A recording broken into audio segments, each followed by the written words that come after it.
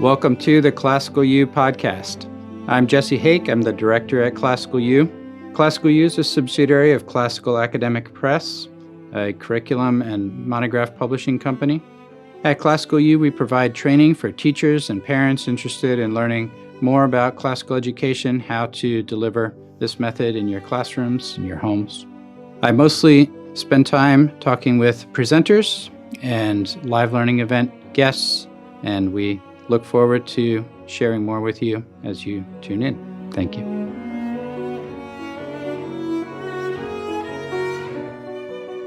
Nate, it is great to have you on the ClassicalU podcast. We're excited to be recording with you. You're with us today talking about the Humanitas curriculum, I believe, which is exciting in a separate project, not our topic for today, but you can tell us a little bit about that up front, and then I'll introduce you, and we'll get rolling. Yeah, absolutely. It's very good to be here. The Humanitas line is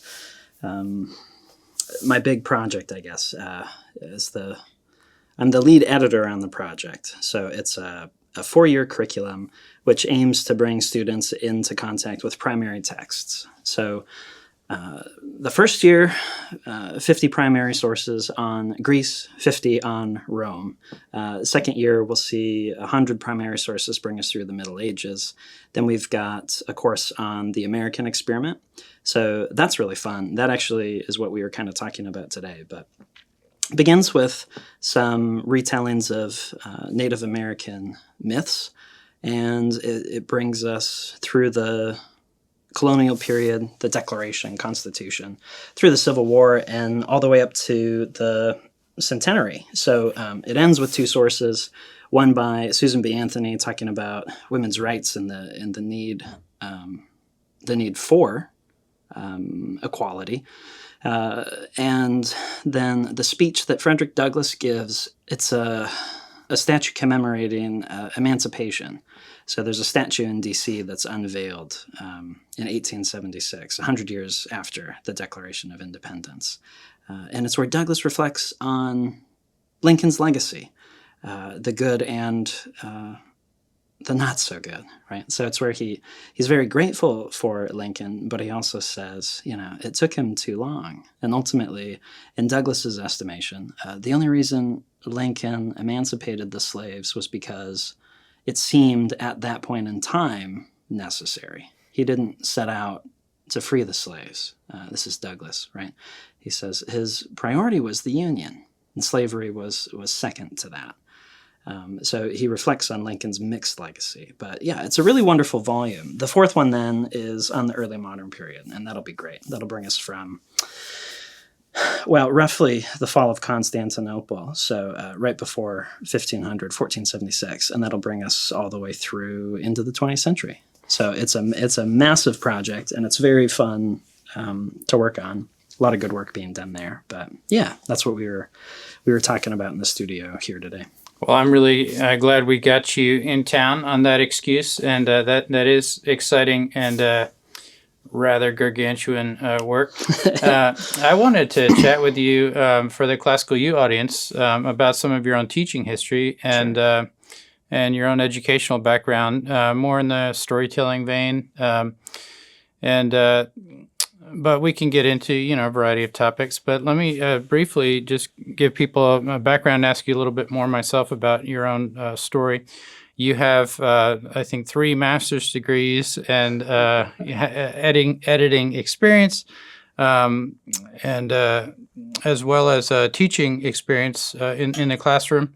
And I know you taught for years in the Trinity Schools network, the three schools there. And would love to hear just a little bit of your own summary of your own educational experience and background. How do you end up with 3 master's degrees?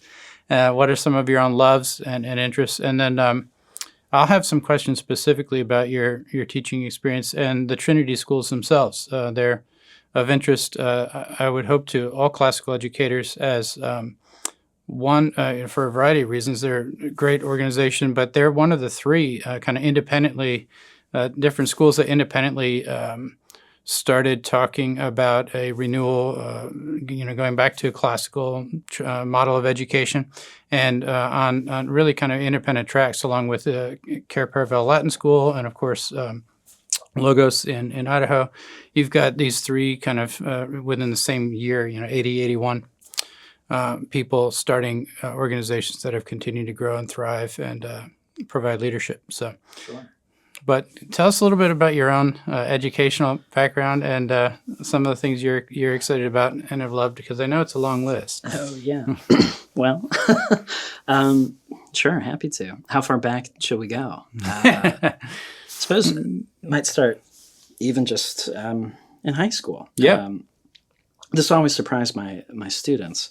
I ended up mostly teaching various humanities courses. Right. So as a teacher, I've taught different humane letters courses, sort of integrated humanities courses, primary text-driven courses on American history and letters, European history and letters, English in particular.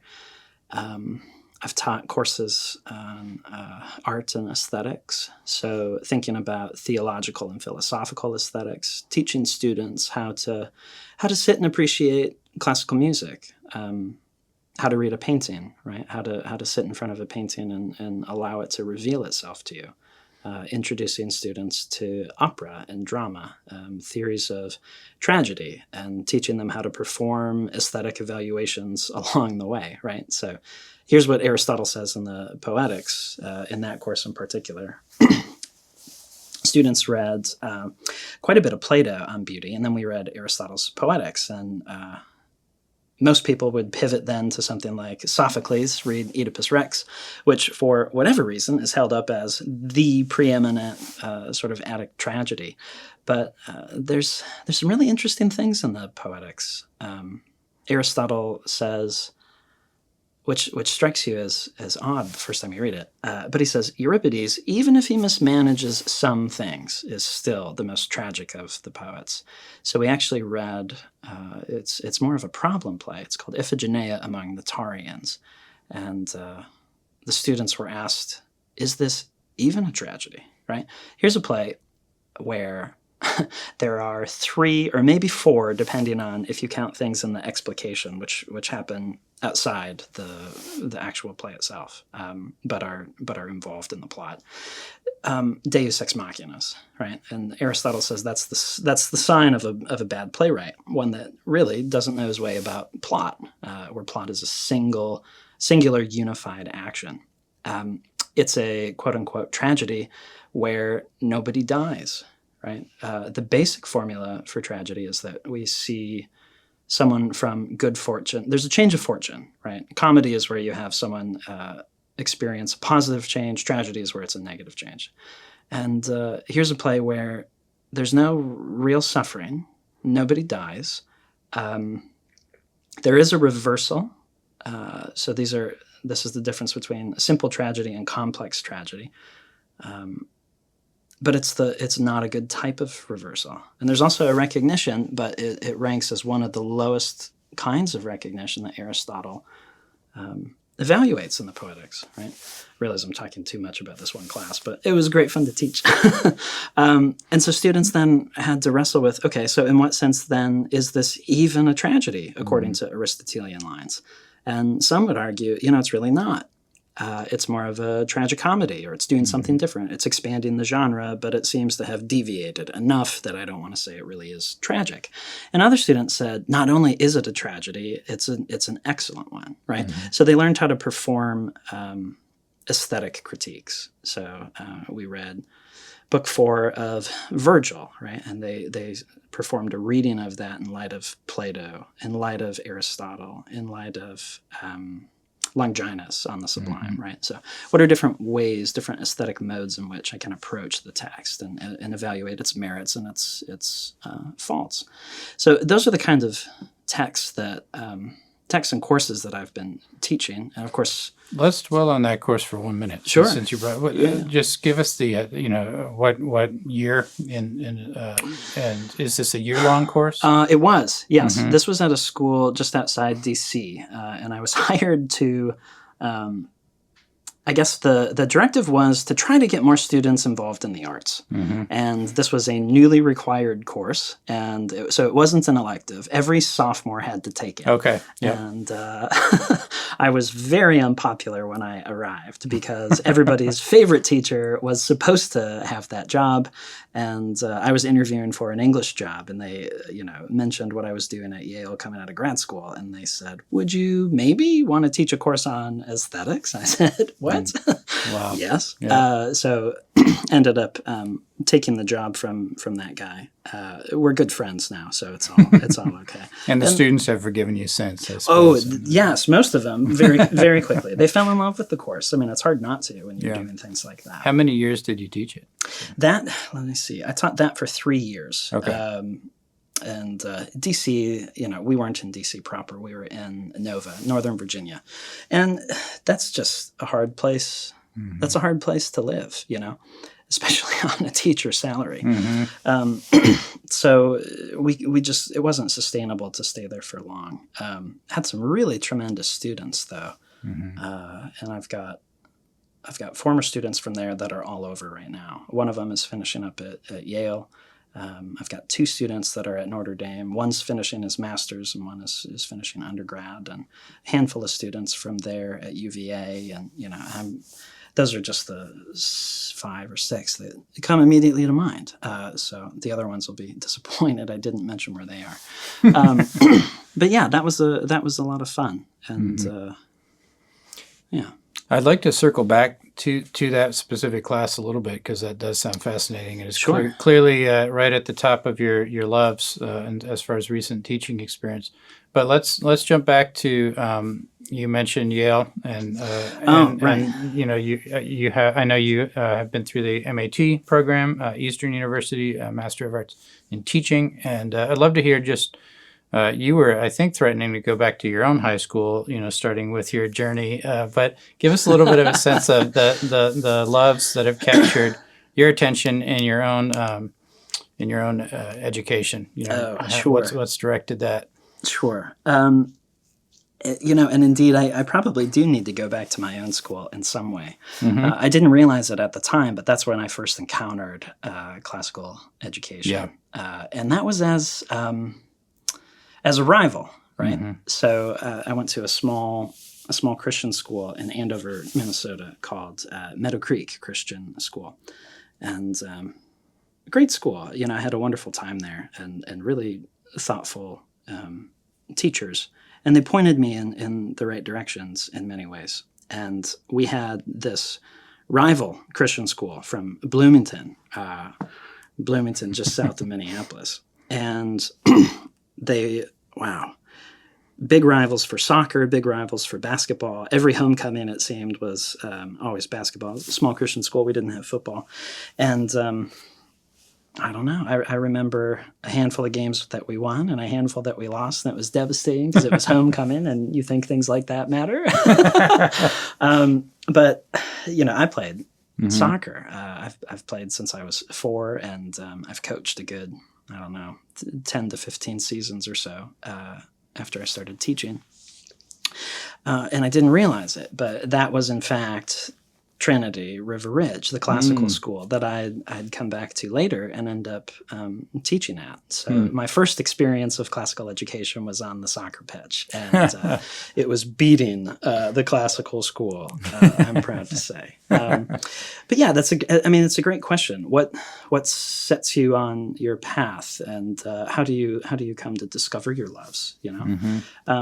This is what I was going to say before I got myself off onto my own tangent. But in high school, I loved history. English was fine. Wasn't a big fan. I was very much interested in math and science. I felt like that was kind of that was what I was just naturally good at. It came easily. It was fun. I come from a sort of science family. And so I thought, oh, that's what I'll do. And I had one teacher who, as a junior, sat with him in a modernist literature course, right? So we read figures from the early 20th century. T.S. Eliot and William Butler Yeats, Carlos Williams, Wallace Stevens, James Joyce, right? Hemingway, Fitzgerald. Those are some of the things that I remember reading in that class. It's remarkable, actually, because I probably couldn't name half as many of even the kinds of things that I did in other classes.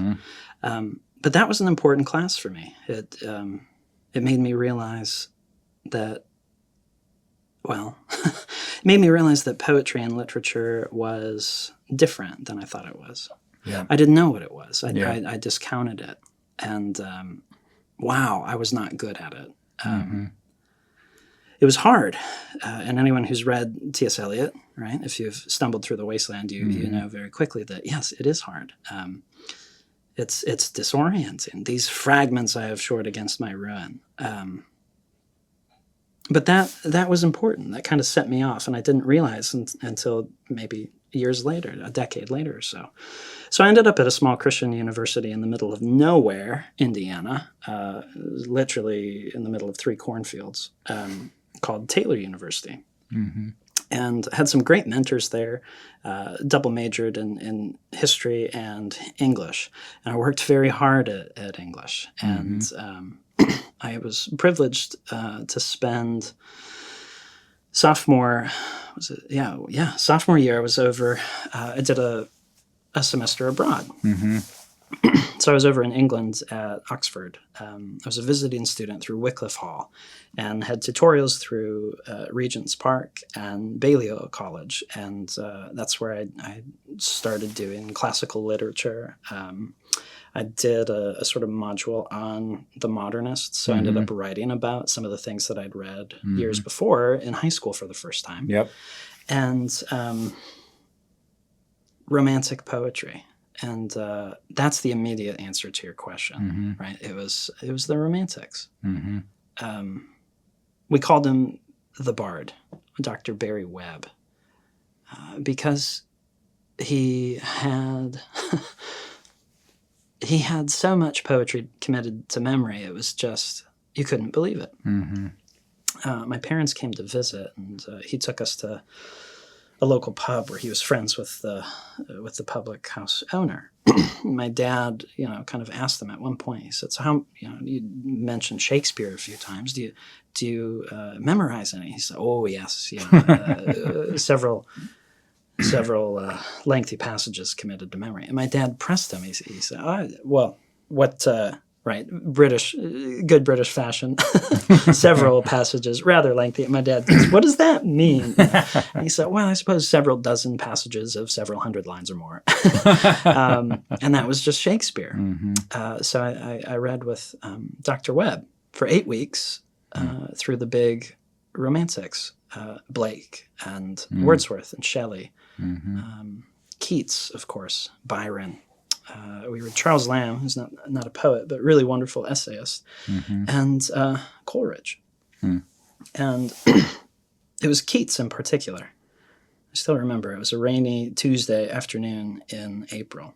And dear old man, he's in an office, I guess you have to call it.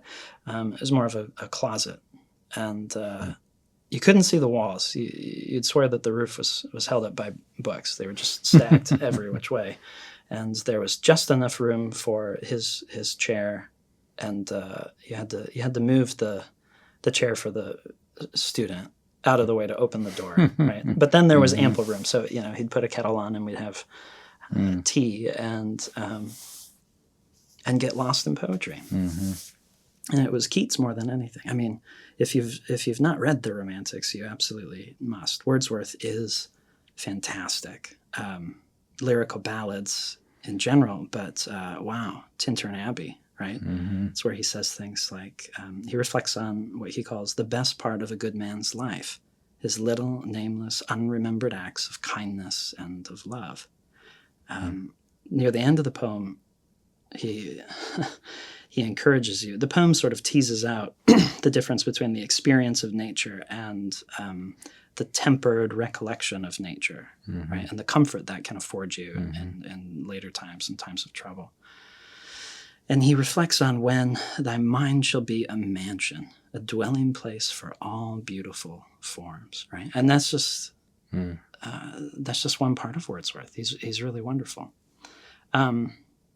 So get to my tutorials, and the bard would say, turn to Keats. It's somewhere in the 1300s, and I'd frantically be trying to turn to find the poem, and it took me 2 or 3 weeks, and I realized I need to not look for the poem. I need to just sit and listen, because he would recite every single week.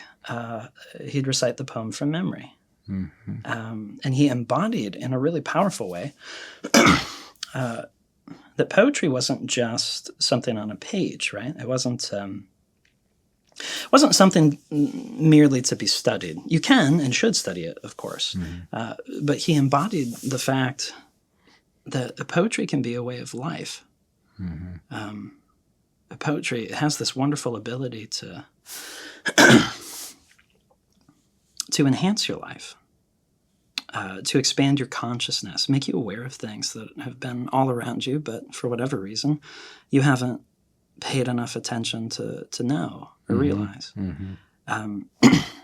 So here he was sitting in front of me, reciting poems, and instead of just enjoying and experiencing them, I was frantically looking for the page so that I could follow along. Well, it was Keats. And it must have been Ode on Melancholy. And wow, no, go not to Lethe, neither twist wolf's bane for its poisonous wine, nor suffer thy pale forehead to be kissed by nightshade, ruby grape of Proserpine. Right, and something about the lilt and the rhythm. It's the meter in Keats. Ode on Melancholy. Neither twist wolf's bane, tight rooted for its poisonous wine. Yeah, it's so good. But you get to the end of the poem, and he says, "She dwells with beauty, and beauty that must die, and joy whose hand is ever at his lips, bidding adieu and aching pleasure nigh. I in the very temple of delight, veiled melancholy has her sovereign shrine. Though seen of none save him whose strenuous tongue can burst joy's grape against his palate fine, his soul shall taste the sadness of her might, and be among her cloudy trophies hung." Well, that was it, you know. I've been ruined ever since. And in many ways, my life, certainly my academic career, but a lot of my life has been trying to cram as many poems into my mind as I can. That's the stuff that you hear it and you get chills, and you begin to inhabit it, and you go, wow, why would you pursue anything else? Right? It enlivens and enriches life. So even though sophomore year of college. That's right. Yep. Yeah. Yep. And yeah, that was the turning point. Yeah. And as I said, I wasn't good at poetry, and I've worked very hard at it, and I've given a lot of time over to the study of and the memorization of poems. But that would be a chief love, absolutely. Yeah, poetry has a way of, well, I don't want to be over dramatic, melodramatic, but I think that really it has the potential to shape your soul. If you read the right poems in the right ways. So I found myself drawn to poetry ever since, and been, very, very blessed to interact with a lot of the folks that I have. So yeah, that was sophomore year of college, and had to go back to the States after that for 2 years, which was tough because it's, the British system is just so very different from the American, and I really enjoyed that.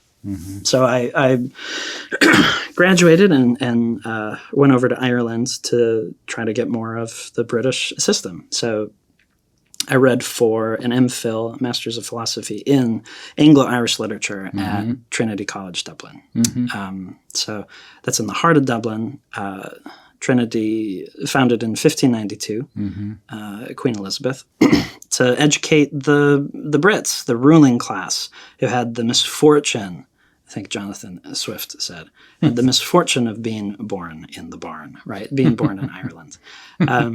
So you get the Anglo-Irish or the English, and then you get the Catholics who are the native Irish.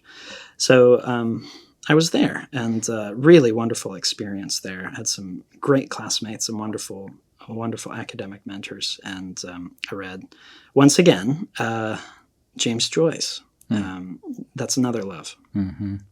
James Joyce is absolutely a love.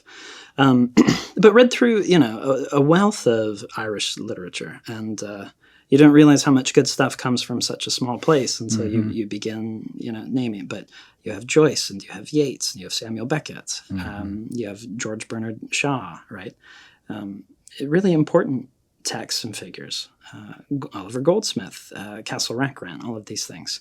So that was really wonderful, and I found myself drawn to the modernists in particular. I think Yeats is such a good poet, and he manages to reinvent himself so many times. Right? He's the last romantic in many ways.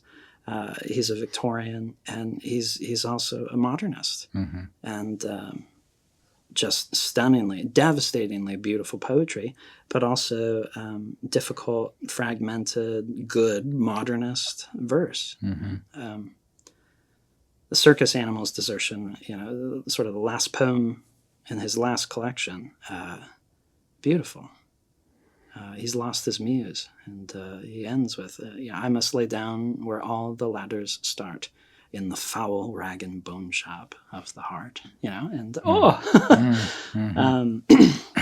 Yeats is the best. But I wrote on theological aesthetics in James Joyce's Ulysses, and I love Joyce. I think The Dead is simply the finest short story ever written in English. It sort of consummates the short story in many ways. I think it exhausts a lot of what the short story is capable of. Portrait of the Artist as a Young Man is a tremendous novel. And Stephen Dedalus there begins outlining some of his aesthetic theory. And I suppose that's really what got me most interested in it. Yeah. So Stephen Hero was the original draft for what became Portrait. Joyce couldn't get it published, so he threw it into the fire, and his brother Stanislaus rescued it. So we've large portions of Stephen Hero, but you can see Joyce's development as a thinker by looking at it's his discussion of epiphany. Right? So epiphany as it relates to the artist, the sudden manifestation, the revelation of the thing. Right? How is it that an artist gets inspired? And so in Stephen Hero, Joyce thinks about epiphany in terms of, in a passive way, right? So you get a passive man of letters who is inspired, possessed by something outside of himself. And his job is to transcribe it before it disappears. And then in Portrait, and you see this also in The Dead, you get a different vision of epiphany, where the artist takes on a more active role. And this is where Stephen Dedalus says that he feels the call to the vocation. He thinks he's going to join the priesthood. And there's this frightening passage, you remember, which smacks in some ways of Jonathan Edwards' Sinners in the Hands of an Angry God. But Stephen thinks about damnation and hell. And ultimately, he resists. He doesn't become a priest. He changes route and decides to become an artist. And he says that he will be a priest of the imagination, transmuting, what does he say? Transmuting the daily bread of life or of existence into, right? And so this is where his aesthetic theory changes then. You go, so the artist's job is to transmute, or if we use a more theological word, to transfigure, transubstantiate life into art. Yep. And I was hooked. So I read Ulysses, didn't understand any of it. It's such a good book. And wrote on theological aesthetics and Joyce. And Ulysses is a love. It's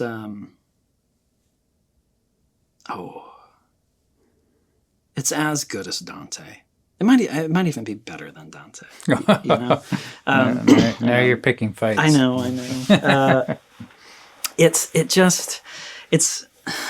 let's see. It's like The Wasteland. You know, He Do the Police in Different Voices. It's the original title for The Wasteland out of Dickens, and The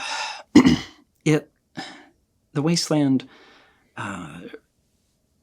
retells. It's not really the exact way of saying it, but you get so much of the tradition revised and rewritten, retold in The Wasteland.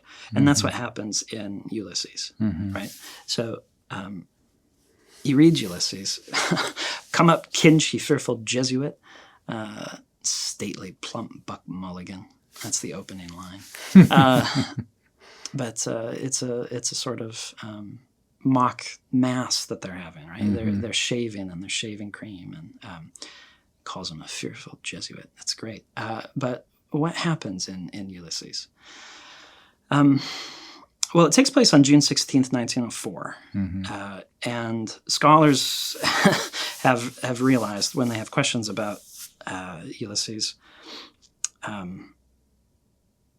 there's all sorts of ways of like validating and finding things out. So the first person that read it out loud, start to finish, realized that it takes just about 18 hours to do so, and the text itself unfolds over the course of about 18 hours. I might have misremembered the number, right? But the point is what matters. It's a full stream of consciousness. Full stream of consciousness, yeah. And it is enacted over the length of time that it would actually take you to enact it. Yeah, it's fascinating. Yeah.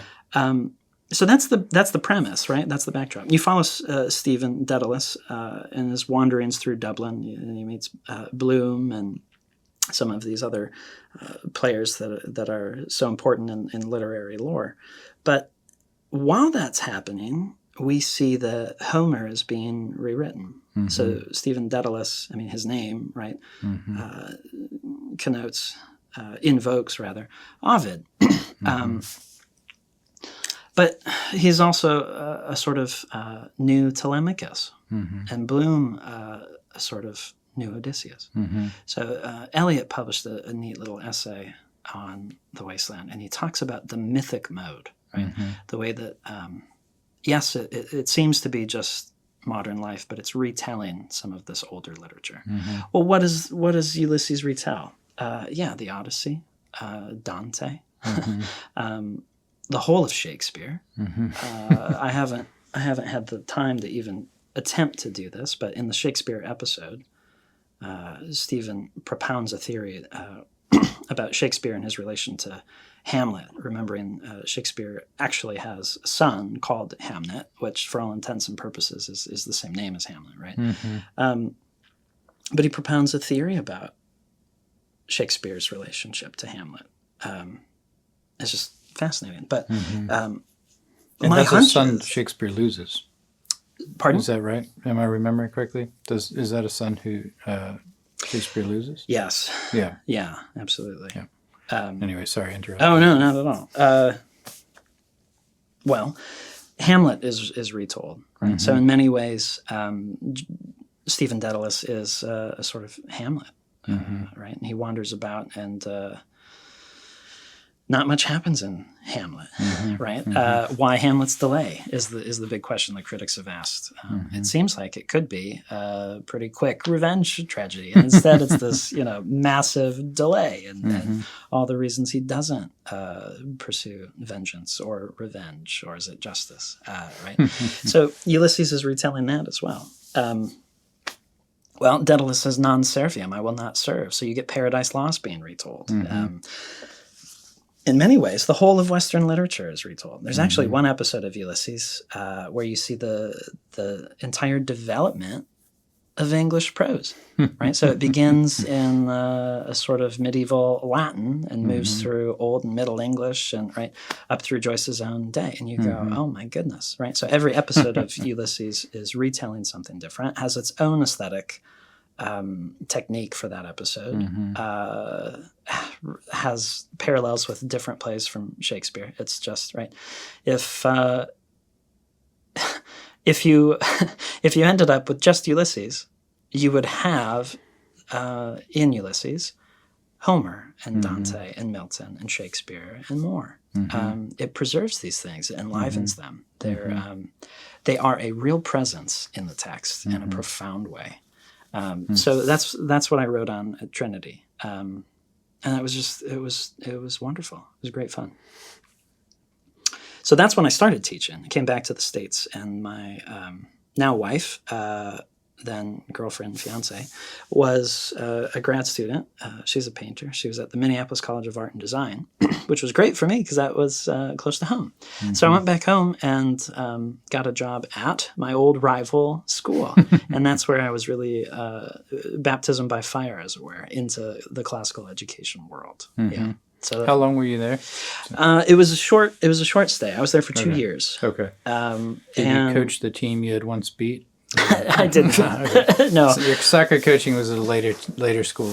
That's right. Yeah. That's right. Yeah. The other schools I taught at, I've coached. But what are some distinctives of the Trinity? I know there's 3 schools. Their original one campus is Green Lawn in Indiana. But what would you say are some of their strengths that kind of set them apart as one of the early leaders or exemplars in kind of renewal of classical education? Sure. From the inside perspective. Yeah, I think. Well, I think one of the best things about Trinity is that they really know what they're about.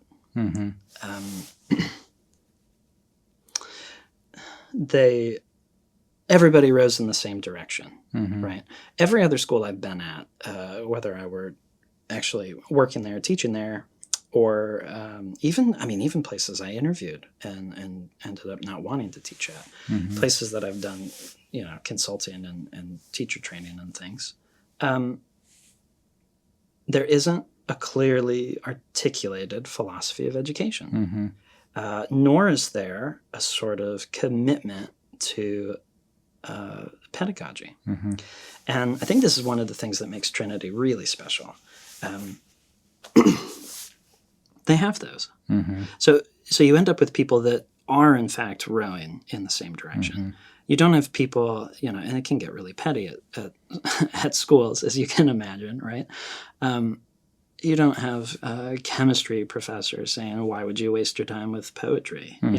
You don't have a history teachers, throwing someone else's class under the bus. So Trinity knows what they're about, and they're good at going about it. So, they'll be very honest about this too, right? If you're not a good fit, or if you object, right? If you think the textbook, students have to have the textbook, and they go, well, no, we're going to read the Mayflower Compact, right?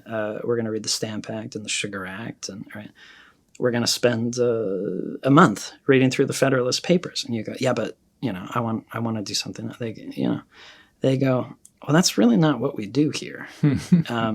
And if that's what you most value, that's great. And there's a lot of places where you'd be a tremendous teacher, but that's really not what we're about, right? So I think that's something.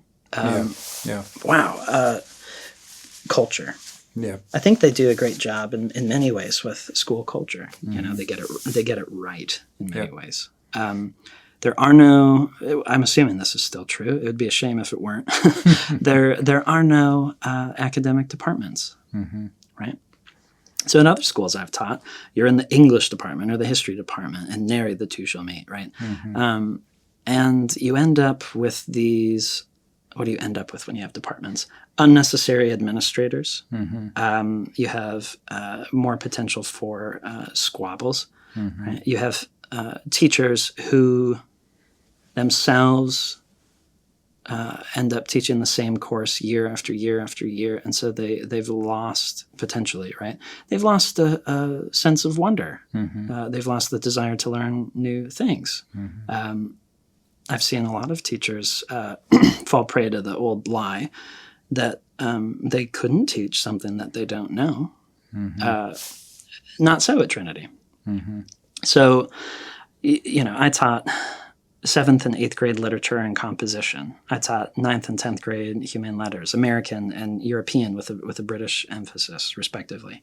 I taught a science course, right? I worked as the director of college guidance. I taught a course called, what was it called? World Issues, right? So that's really neat. You end up then with a faculty that not only can, but is actively encouraged to teach across the curriculum. So somebody who might teach algebra frequently, right, every year or at least every other year, they might also be called upon to teach a humane letters course, right? They'll teach literature and composition 8th grade. What else about culture? We had this is such a tremendous boon for a school.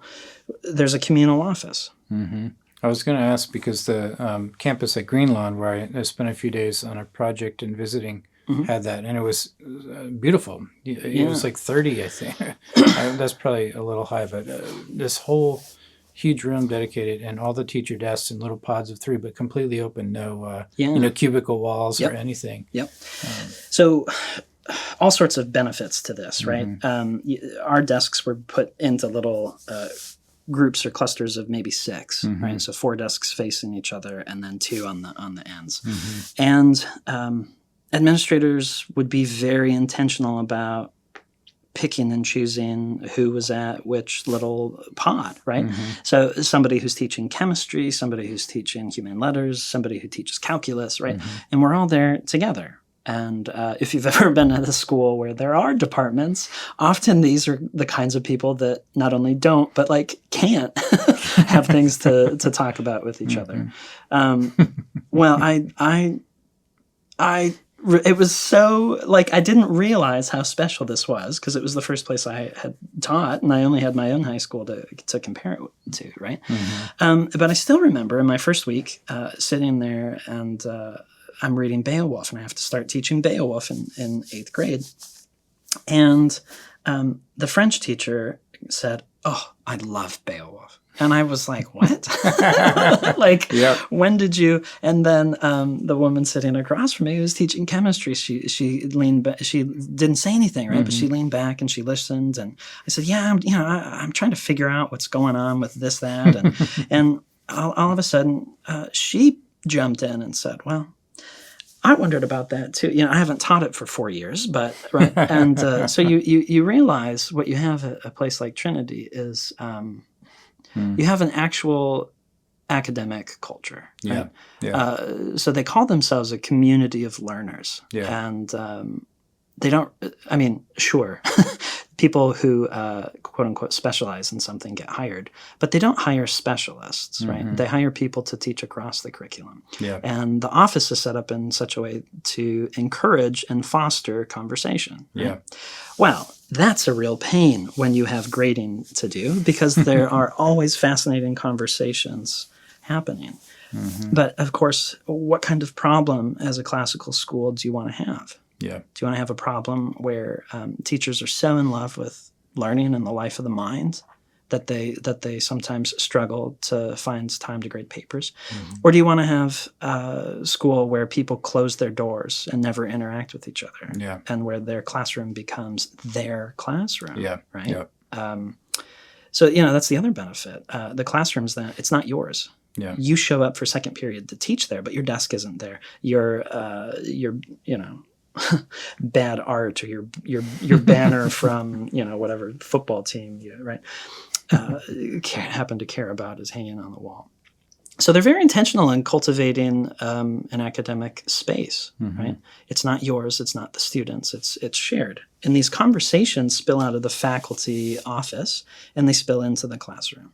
So I can't tell you how many times I went into pick whatever class, and we started by talking about what I was talking about with other faculty members. So this fosters community then between students and faculty because they're invited to participate in the very same conversations that faculty are participating in. Yeah, that's powerful. Yeah. So I don't know. Those are a few things about Trinity. Thank you. Yeah. That's great. Oh, one more. You're going to edit most of this away, right? So like, I'm talking too much. I'm sorry. Another thing that makes Trinity wonderful, I said school culture, but it's the families and it's the community.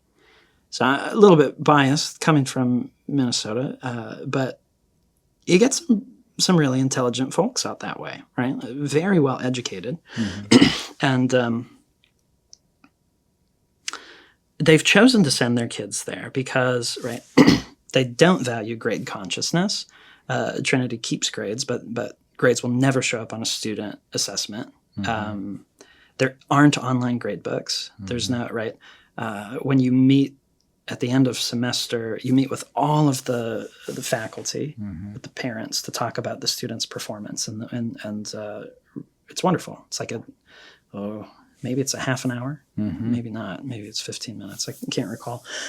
But all of the faculty get together and they'll talk about James's sense of wonder, whether or not he's diligent with completing work. We'll talk about his performance in terms of like participation, right? We'll talk about areas that he can improve. At the end of all of that, and the parents have a chance to dialogue and ask questions, and the older students will come along. So for freshmen, 7th, 8th grade, right? It's just the faculty and the parents. Well, you get juniors and seniors.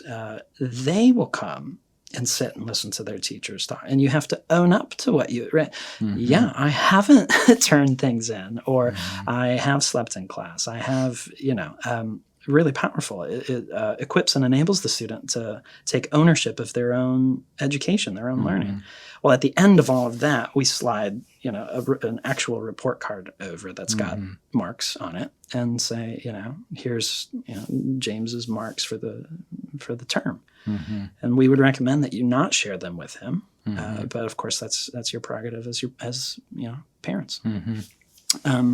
But the student is there in all of the communication that's actually personal and Well, the older students, as I said, But the students love learning. And that's something that I've really not seen anywhere else either. They're catching that fire of the teachers that they're feeling the teachers are feeling with each other. Absolutely. And and they're not distracted by, did I get a B or a C or an A? That's right. They're thinking about what was I excited about? Was I diligent when I wasn't excited? Those more human factors. That's great. Well, that's a glowing account, and thank you. Let's get if you can move through. You've I think only done one of your 3 masters.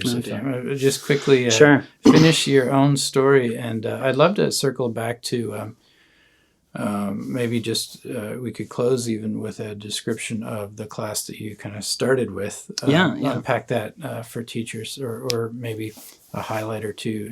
Your favorite classes you've ever taught, and what was so effective about them. But well, so I left Trinity River Ridge after 2 years to go back to grad school. So trying to think through what I wanted to do, and ended up getting married after my second year, and our honeymoon, I say, because we never had a honeymoon, was 2 years in New Haven, Connecticut. So we got married. Beautiful place. Well, sometimes. Some parts. Some parts of it are really beautiful, and some you wouldn't need to see. We got married on August 5th and packed up on the 7th and drove across the country, and I started grad school within 2 weeks or so. So I was a student at the Yale Institute of Sacred Music, the ISM. The ISM is, it stands for the Institute of Sacred Music and Religion and the Arts, but those kind of get left out. I think the ISM originally was at Union in New York, and it migrated from there to Yale. So it's an interdisciplinary group. Students are either enrolled as graduate students at the Yale School of Music or at the Yale Divinity School. So given my background with Joyce and theological aesthetics, I found this program and I thought, wow, here's a chance to do a master's in basically theology and the arts. And it's in an interdisciplinary environment. I'll have the chance to take theology courses at the Div School, philosophy courses. You also have the chance to take classes downtown. So I took a few different PhD level English courses, read Swift and Pope. Took a course on mock heroic with his name's Claude Rawson. He was one of C.S. Lewis's final pupils at Oxford before he left and went to Cambridge. So studied with him in particular. I sought him out and took a few courses with him. And Harold Bloom. So I ended up reading Shakespeare with Harold. And that was a dream. Yeah. So that's what I did there, and that was in theology and the arts, and literature particularly. So I spent a year reading Dante with Peter Hawkins.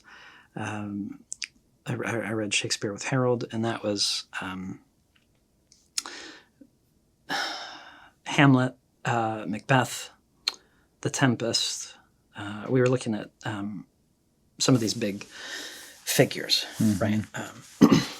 So Falstaff. So we read the Henriade, but mostly we spent most of our time in Henry IV, Part 1 and 2, right? So study of Falstaff, Antony and Cleopatra, A Winter's Tale, really wonderful. The first time I'd read A Winter's Tale. It's not my favorite play, but I read that there. And I took courses in theological aesthetics. We recorded a couple of episodes with Junius Johnson. Sure, I think you guys overlapped there. Yes, we did. In that realm, right? Yeah, theological aesthetics. Yeah. I should have taken another course with Junius, but I took a Bonaventure course with him. Okay, yeah. He mentioned that's his own favorite medieval theologians. Yeah, and I, probably like most people, hadn't read any Bonaventure, or just the Journey of the Soul unto God, right, is the one that everybody knows. But so I split my time. I did quite a few things in literature proper and was downtown sometimes, and then I took courses on some of the bigs. So I took 2 courses on Jonathan Edwards, Luther, Calvin, and then Bonaventure. And that was, that was great. Junius, he knows Bonaventure so well. And that was a challenging time for me. I took that course my final term there, and my son was born. Wow! Big step in life. Yeah, and you. Yeah, he was born early. I think 4 weeks premature. So I, best laid plans. Had kind of marked out my calendar and where I'd be doing my research and writing my final papers, and then didn't line up. No, and there were a few complications. So I found myself not sleeping and tending to my family, and talk about loves.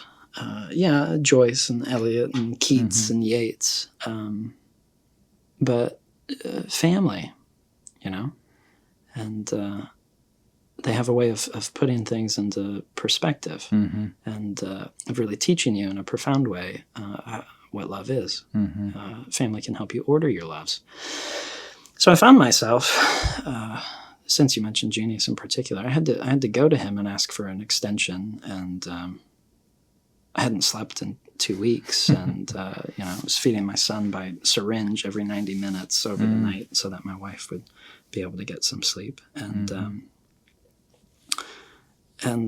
kind of fumbling about, like I couldn't even ask for it, and he kind of just put his hand out toward me and he said, grace. And he said, you're a student, yes, but you're also a father and you're a husband, and there are more important things than, so just grace. And that's, I don't know that you could get much better at a divinity school than an instantiation of grace, right? So very grateful to him for that. And I don't know if he remembers that. It's funny what students and teachers remember. Right, students often come back to me and say, remember that day? I'm like, no, I don't. It meant something profound to them, but you were on a different track. That's right, yeah. So that was my time there, and that was great fun. Yeah.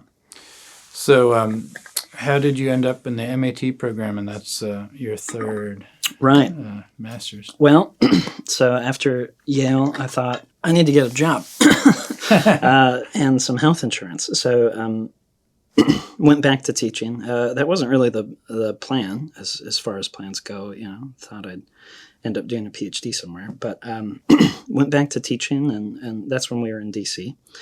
And we ended up being in DC Nova rather for about three and a half years, and then we moved to Raleigh, North Carolina. So found a great little school down that way, and cost of living, it's a place where we could afford to own a home, could afford rent and paint, because paint is rather expensive.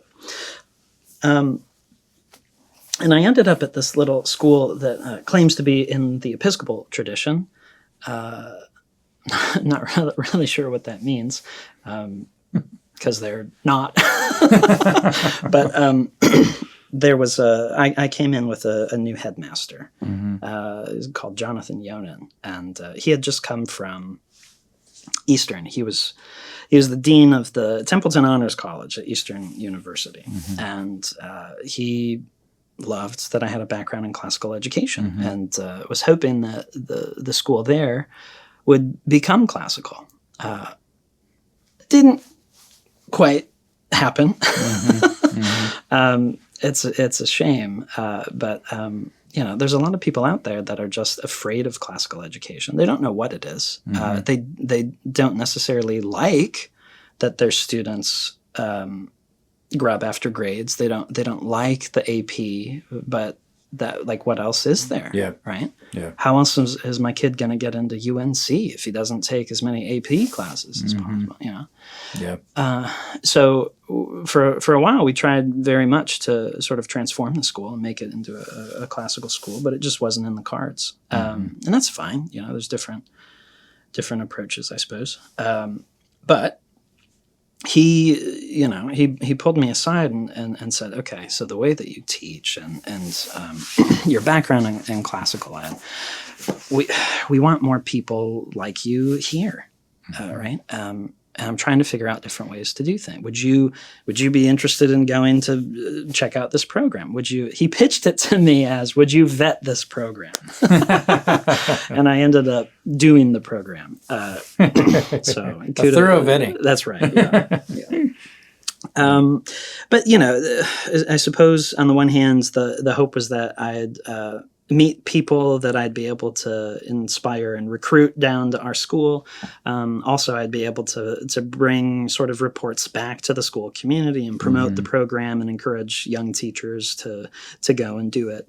Get further training there. Yeah. Classical teaching. Absolutely, yeah. So, and that's when I met Brian Williams. And we've become friends since then. But so I went and started taking some of the summer courses in the Templeton MAT, Masters of Arts in Teaching and Classical Education. And it's it's almost like you need to teach I think you need to teach a little bit before you do a program like that. I was not only the oldest person in that initial cohort, but I had, years of experience as a teacher, more so than the other people there. I felt like the old guy in many ways.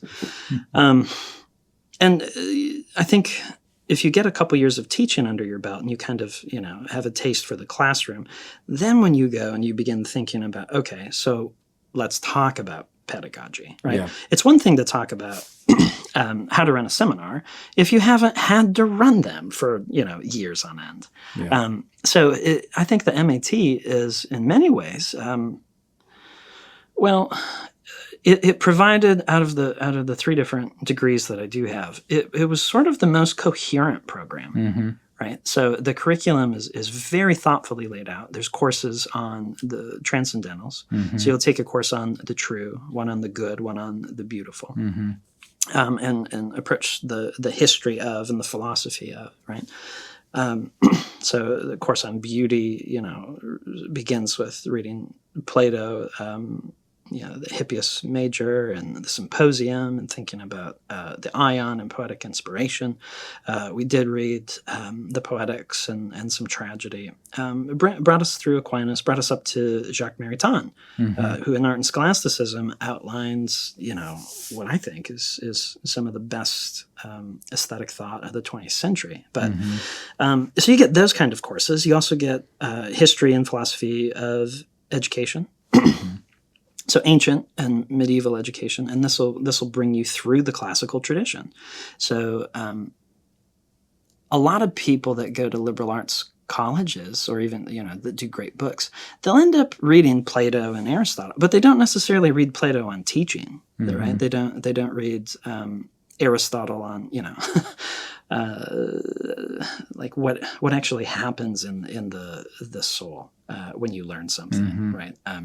So history and pedagogy of classical education, ancient and modern, and that's a course that Brian teaches, and I've TA'd for him a couple times, kind of co-taught little bits of it here and there with him, and that's great. You'll encounter figures that really can prepare you to go back to your own community, your own classroom. Yeah. So Isocrates, Hugh St. Victor, people that when you're majoring in something like English or like history, you just won't encounter.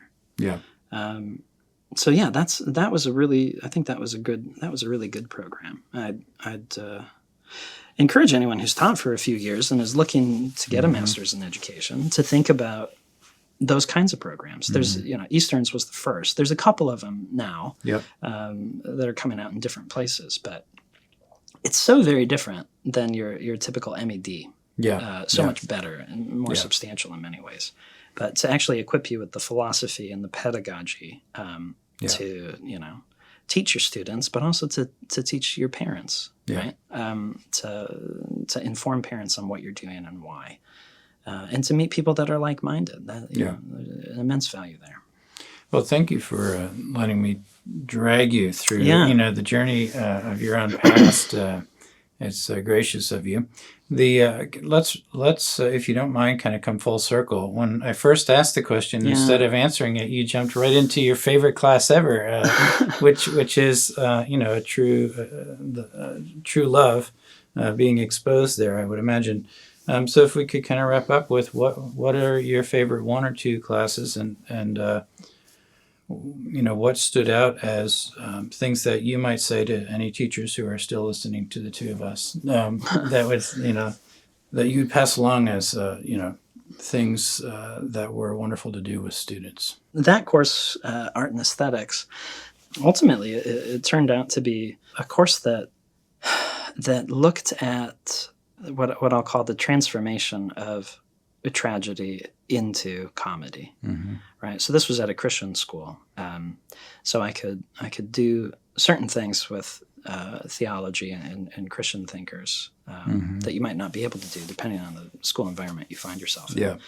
But we looked at the way that right over the course of the year, tragedy and suffering can be I don't want to say redeemed in art, right? But maybe transfigured, elevated in art.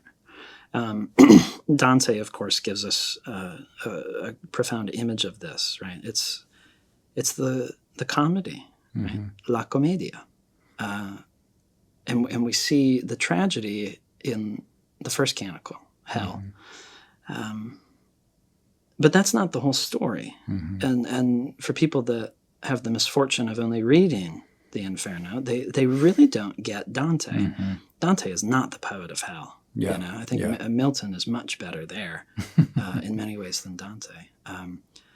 But it's purgatory. I mean, there are parts of the Paradisa that really sing, but it's purgatory that is, oddly enough, right, the most human of the three. And that's where we begin to see tragedy and suffering can give way to joy. Yeah. Right. It's the kind of joy that comes that you can only achieve through suffering. Yeah. So, we looked at The Winter's Tale, Shakespeare, the way that this engages Euripides. It actually seems to relate to the Iphigenia play I mentioned earlier. And I won't give it away because it's magnificent. But in The Winter's Tale, the first half is a sort of consummate tragedy. It's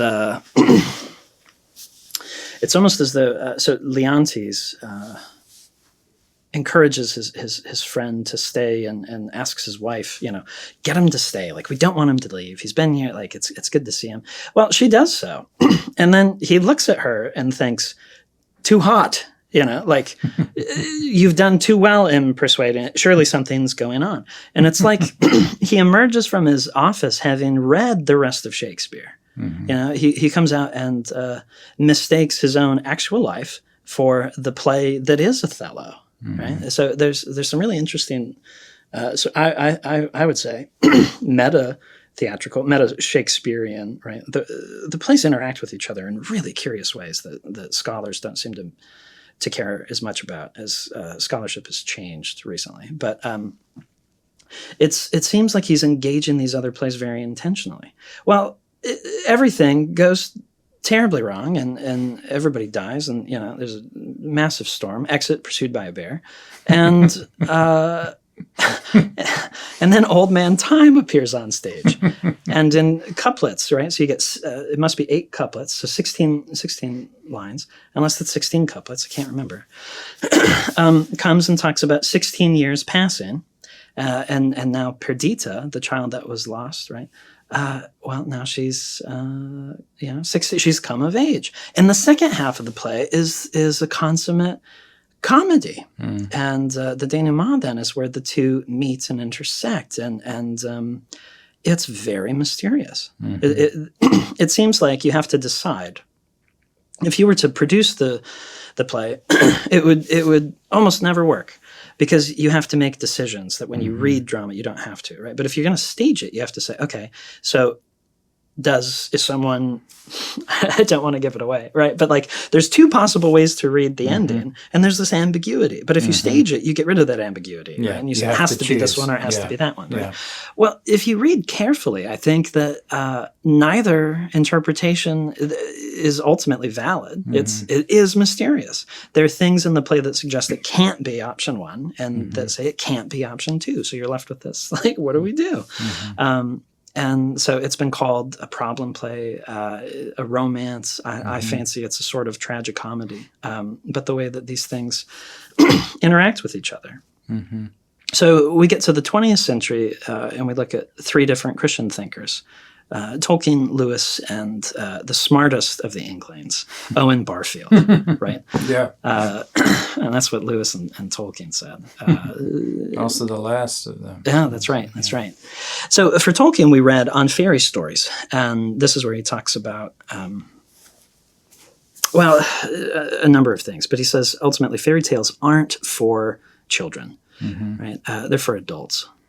Children already know, they believe in fairies already, right? Mm-hmm. Adults need to be taught to re-believe in these things. Mm-hmm. So this is where he uses the word eucatastrophe. Right, yeah.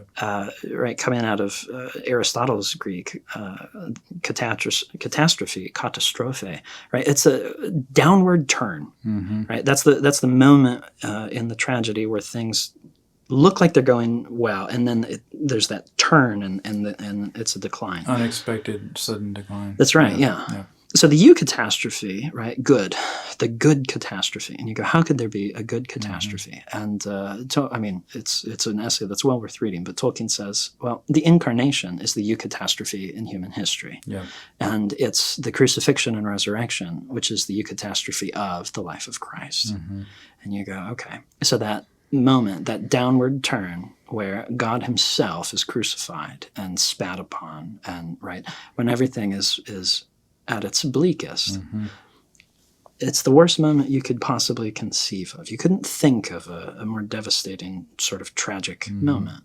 The man who came to save people is killed by those he came to save, rejected, mm-hmm. despised.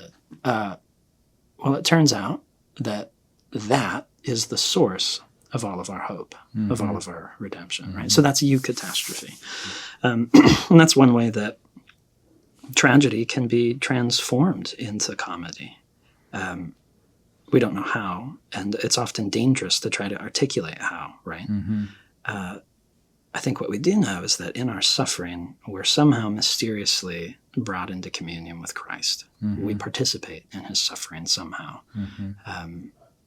And I think that's what enables Paul to say things like, I rejoice in my suffering. Mm-hmm. Well, then we look at Lewis. Is theology poetry, is the essay. And he says, not very good poetry. And he's right, of course. He goes, Greek and Roman myth are great. He says Norse is in some ways better, but he prefers Irish, if I don't misremember. But the sort of mythology that you get there is it's better poetry. And of course, there's a turn in the essay where he says, of course, even though that is true, mm-hmm. right?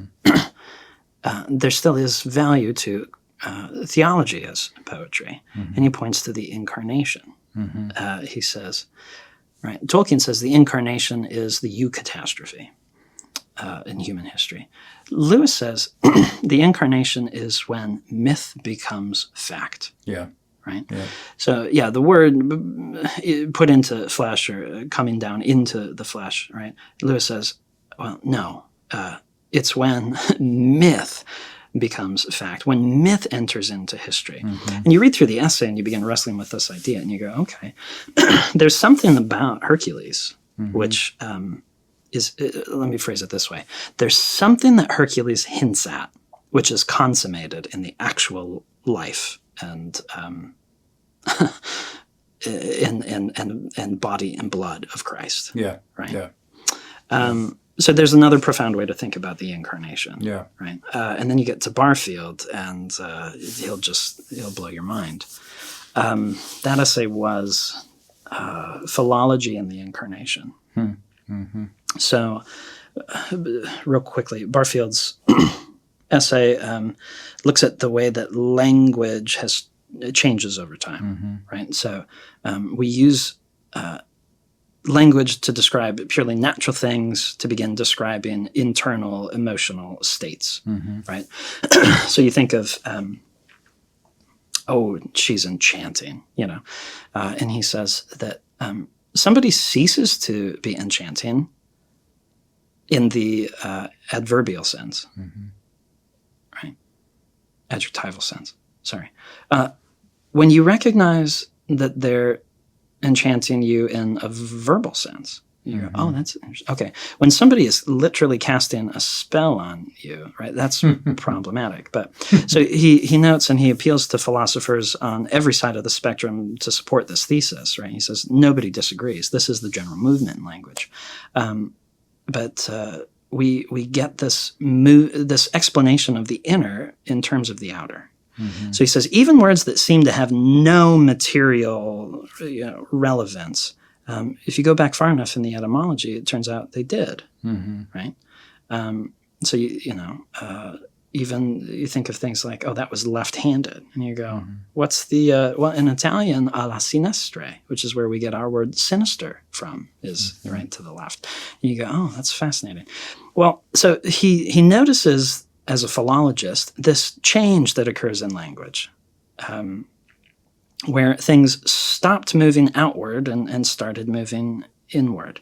And he places it within 100 and 150 years of what we might call, well, the life and birth of Christ. And then he says, now imagine that somebody who didn't come from a Christian background, but who had noticed this phenomenon in language, right? Imagine he turned to the New Testament and he read of the incarnation of a logos made flesh. Would he not believe it? Would he not come to think that that wasn't mere metaphor, but that actually accounted for the appearance that he'd perceived elsewhere? So that course then, as we thought about beauty, as we thought about the way that tragedy can be transfigured into comedy, right? And why tragedy? Because it's the most beautiful tragic mode, right? Tragedy is the most beautiful mode, I should say. Well, that was kind of the arc of the course, and we read a little bit of Frederick Buechner afterward, where he talks about the gospel as fairy tale, comedy, and tragedy. He got the order wrong, but he stitches it all together. Yeah.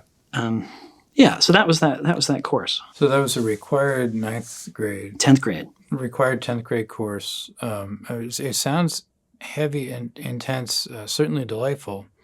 How many... what was the journey like for the students who? How do you win them over? Those essays that you're describing are at the end of the plays, the literature. So it sounds like heavy engagement with literature, the actual tragedies, and then very theoretical at the end. Sure. What was that journey like for students? And how it sounds, like you were very successful winning them over. You enjoyed it tremendously, which generally indicates some students enjoyed it tremendously. Sure. What were some of the keys? Because I could try to teach that class, I guarantee you. And as it's such a high goal, it could fall very flat. What were some of the? Well, I'm sure in some ways it did fall flat. I don't think every student loved it. But I mean, a lot of students from those 3 years stay in touch, and they reach out, and we talk about what they're reading now, and they'll talk about how different things that they encountered set them on their own paths in ways that neither of us could have predicted. But I think, to answer your question, students rise to they have a tendency to rise or to fall to expectations, right? So if you're the kind of teacher that gives out study guides, you're gonna find that you have the kind of students that need to be given study guides. Right. Yep. Right. Self-fulfilling. Yeah. If you're the kind of teacher that begins with Plato, you're going to find that you have students that are able to read Plato. So I think the best thing to do is to give students access to the best stuff, and to treat them as though they're not they don't need to be talked down to, right? Yeah. But it's a struggle. You have to bring things down so that they're just out of reach, right? So there's certain things I just absolutely wouldn't do with Plato, for instance, since I mentioned him, right? I wouldn't assign the Republic, especially sophomore year, right? But we spent, maybe 2 days talking about a paragraph from The Statesman, right? I think that's what it was. Socrates says that beauty is found in the observance of measure. And we spent 2 days on that. Yeah. Right. Yep. So getting them to actually access the primary text. This is what gets me excited about Humanitas, I suppose. Because that's what it's aiming to do, is to make those primary sources accessible. But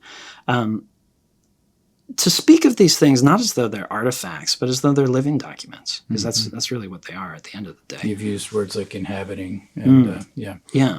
So you've got some inhabiting of intentional, manageable, but spending the time it takes to get into a paragraph. Right. Yeah. And Plato, Aristotle, and then of course I think the plays and some of that sort of is even more inhabitable. I can easily imagine that bringing the students in, dwelling in a story, and then the very intense kind of theoretical. Yeah.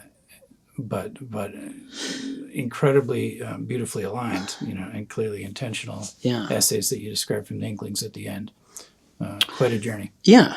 Yeah, and there's other little things you do along the way, right? So you begin every class by reciting a poem. And the students don't ever get the poem. They don't ever read it. They just they learn it by listening. That's how they learn songs on the radio. That's how, right? I mean, a bunch of people are talking about this at the moment. But so they come to inhabit a poem. Yeah. Right? So every class I ever teach begins with William Butler Yeats's Adam's Curse, right? And I found that I never set out to memorize it, but it was in Virginia, actually, when I realized I don't need to read the poem. I can recite the poem just because I've been doing this for, so many years. But you're having students recite. Yeah.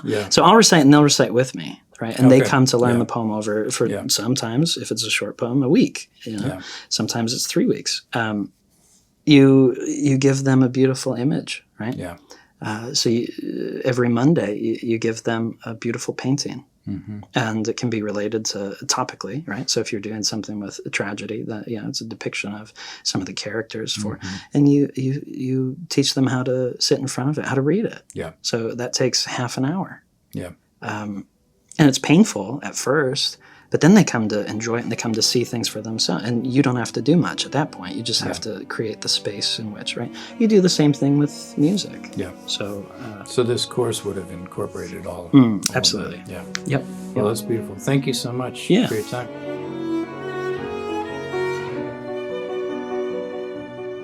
Thank you so much for listening to the Classical U podcast. Please do check out our website, classicalu.com, and our teacher magazine, Altum. We hope you've enjoyed these conversations with presenters and live learning event hosts with Classical U.